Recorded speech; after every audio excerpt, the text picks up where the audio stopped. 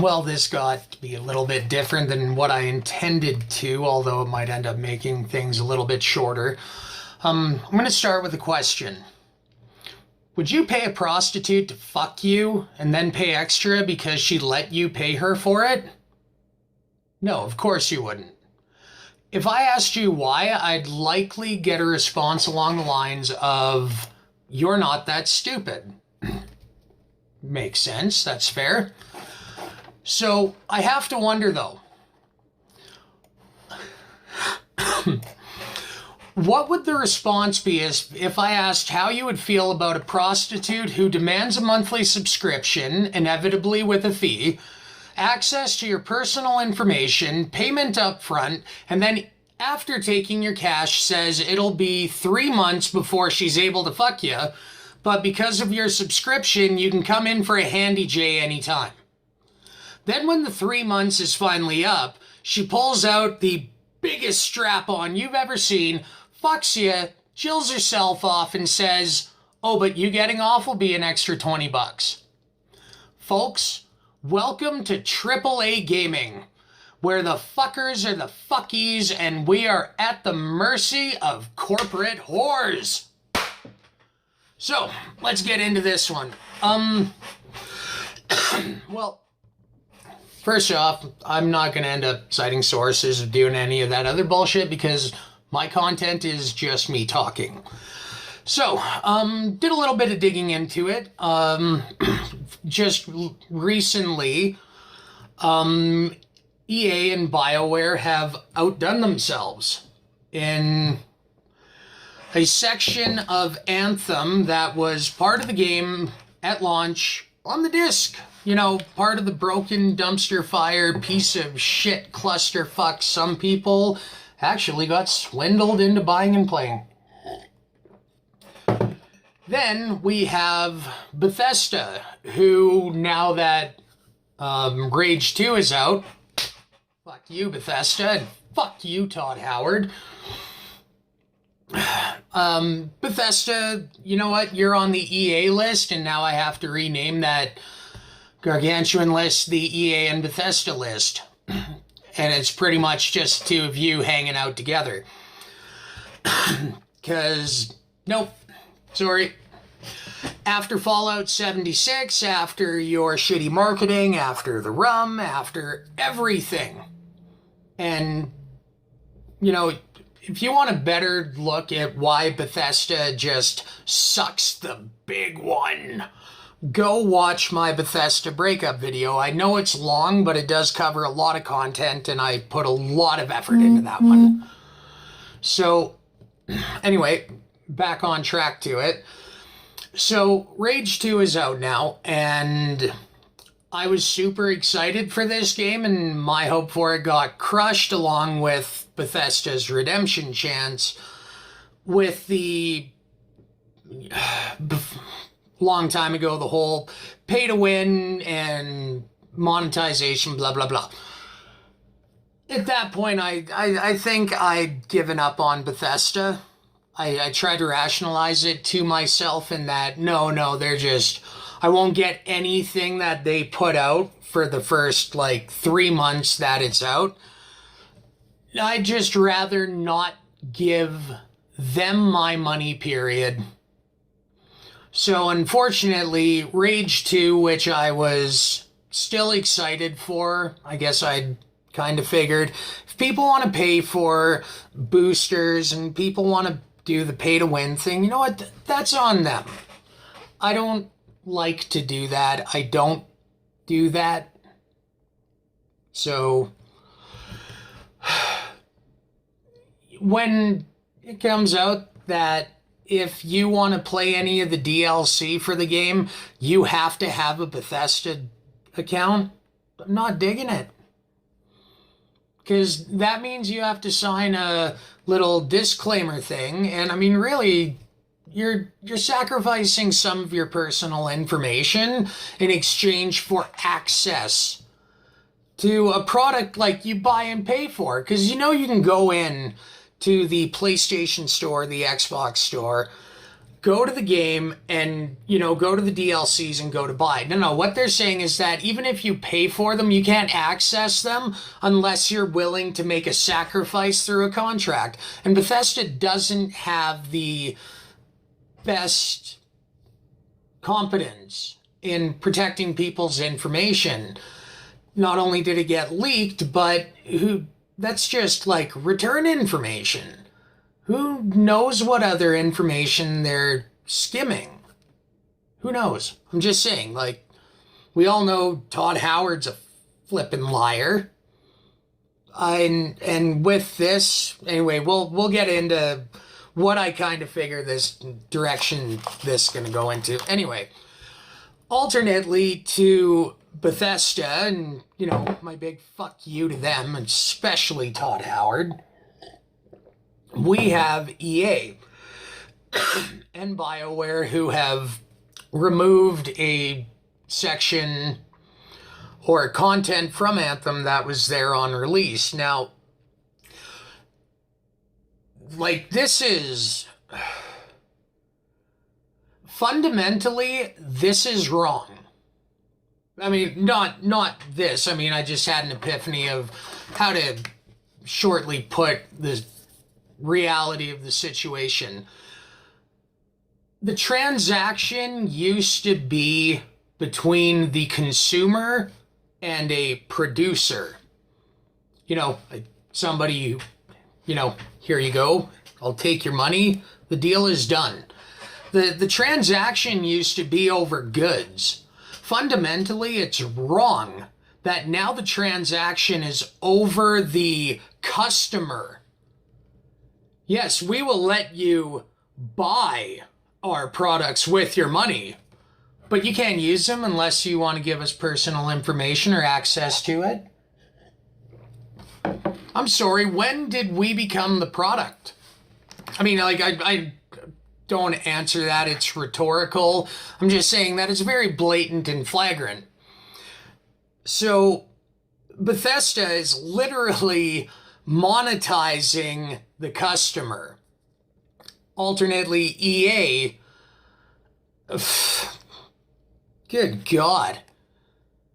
I mean, I can put this one up real short.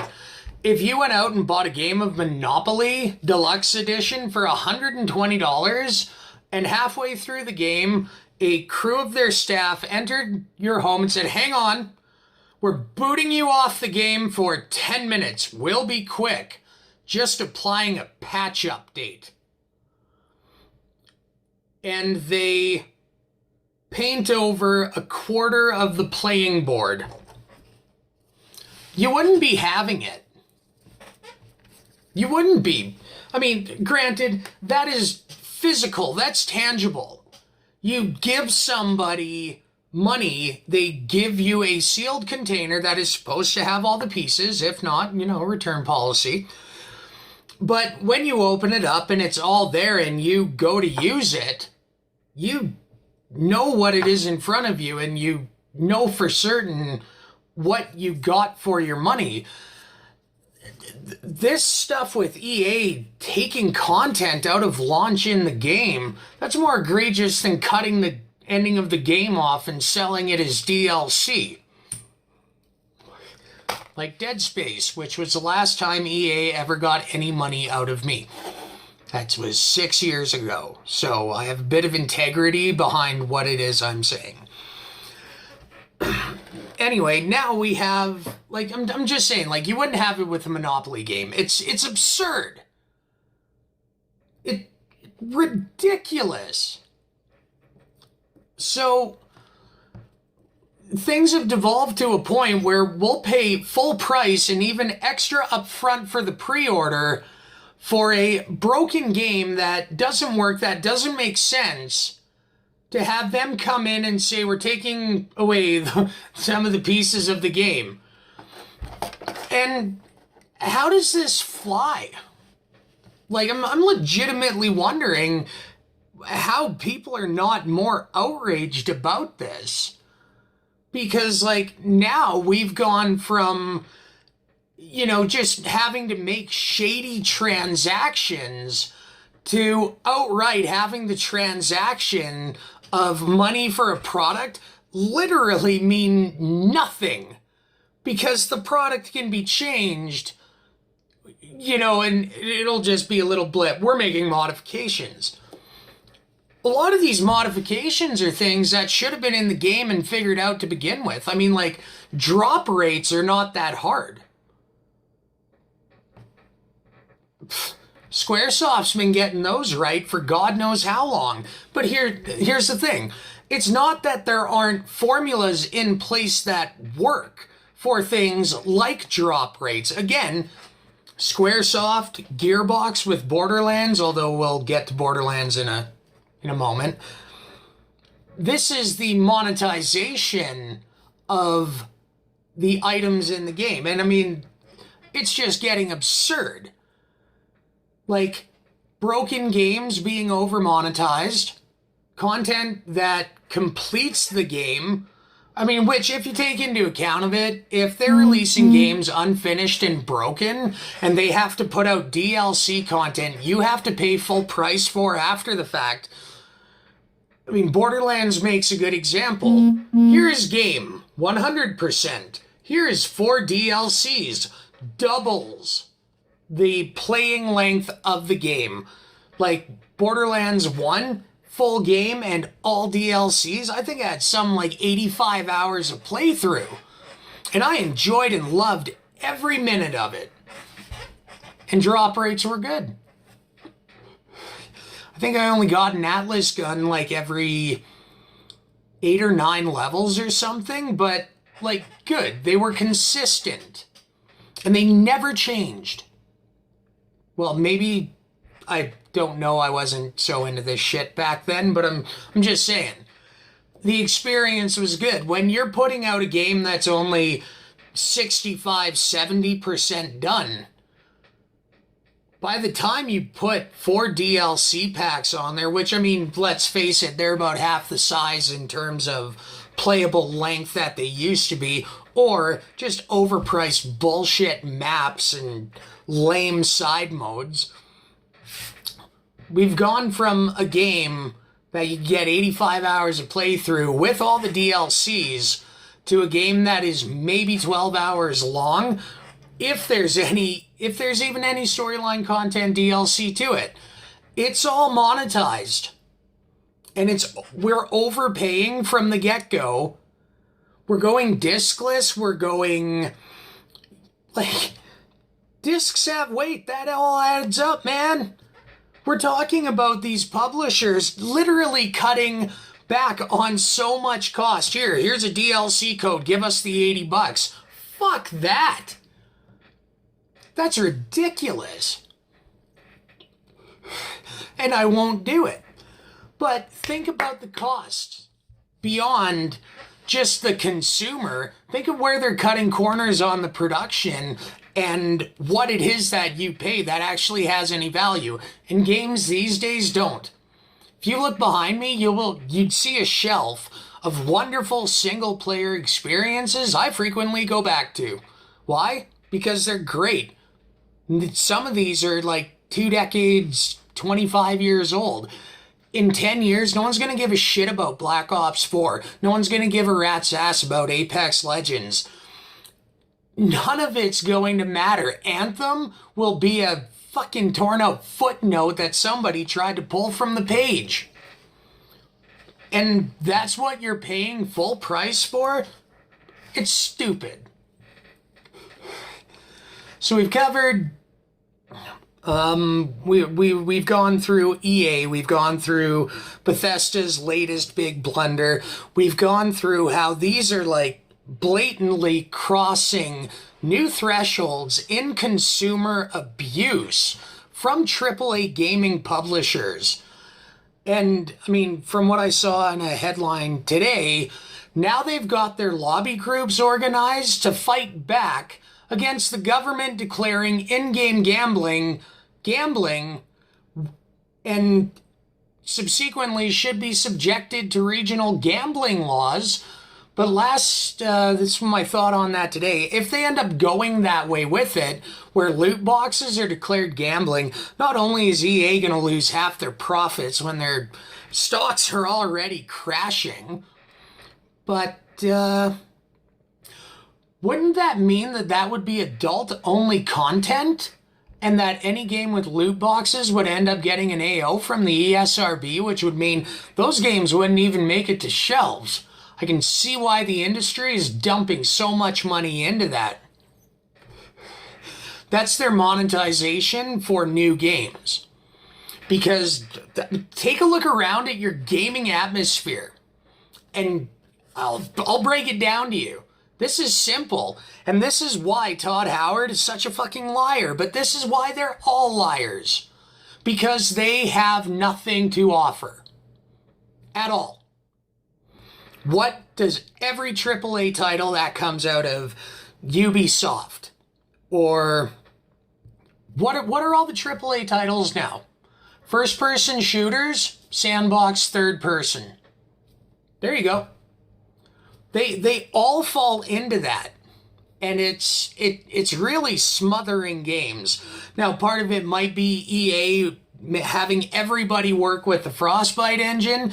It might be that people are just legitimately running out of ideas, or it could just be that this industry has gotten so caught up in its own monetization that it has completely forgotten level design.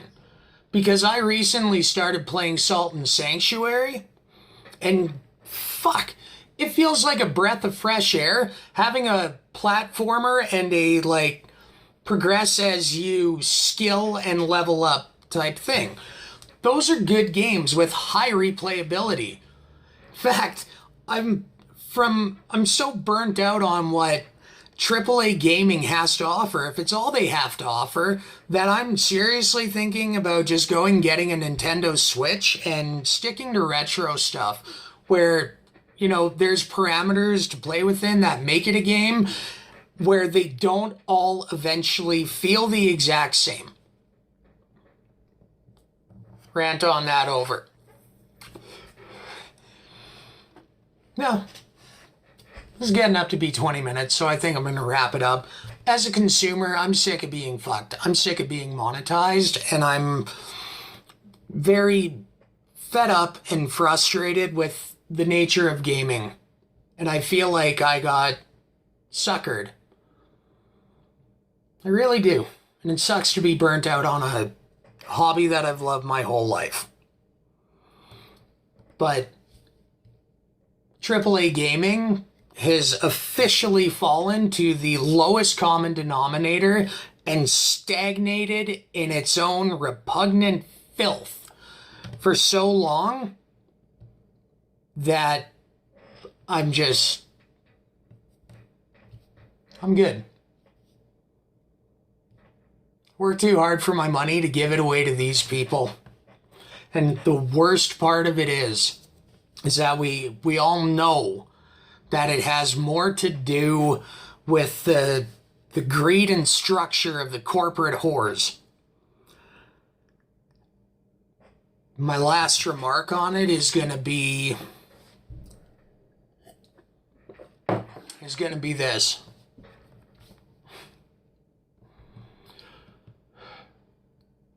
No, that's it. I'm done. Fuck AAA gaming.